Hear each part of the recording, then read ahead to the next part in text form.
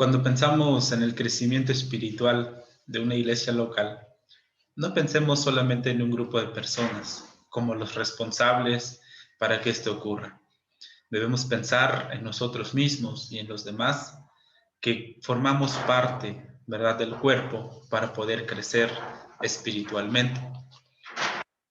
Las exhortaciones del Nuevo Testamento tienen que ver con dos cosas. Las primeras cosas son positivas, es decir, Dios nos exhorta de manera que nosotros no hagamos cosas que impidan el crecimiento, pero también nos exhorta a hacer cosas y a tener actitudes de tal manera que el crecimiento pueda realizarse dentro de una iglesia local.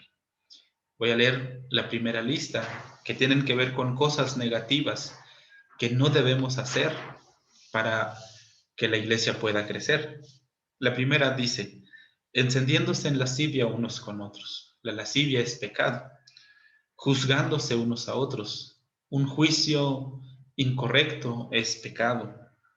Negándose el uno al otro. Mordiéndose unos a otros.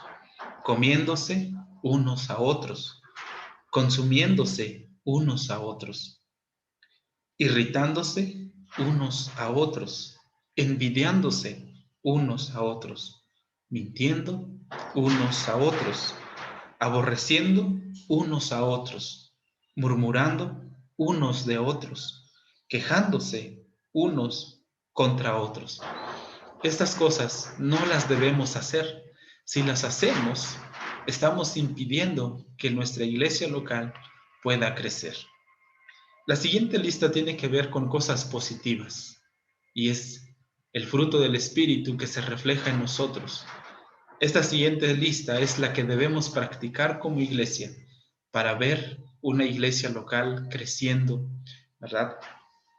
La primera tiene que ver en siendo miembros unos de otros, es decir, considerándonos como miembros, mostrando amor fraternal a los otros, dando preferencia a los otros, unánimes, teniendo el mismo sentir unos con otros, amándose unos a otros, edificándose unos a otros, recibiéndose unos a otros, amonestándose unos a otros, saludándose unos a otros, esperándose unos a otros, preocupándose unos por otros, sirviéndose unos a otros, sobrellevando las cargas unos de los otros, soportándose unos a otros, siendo benignos unos con otros, sometiéndose unos a otros,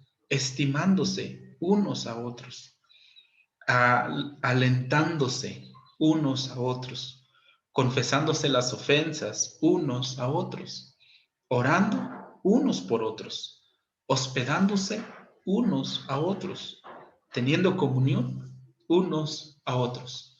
Si prestamos atención a estas exhortaciones, podemos ver que el crecimiento de una iglesia local depende mucho en la forma que los miembros se consideran, en la forma que los miembros se tratan unos a otros.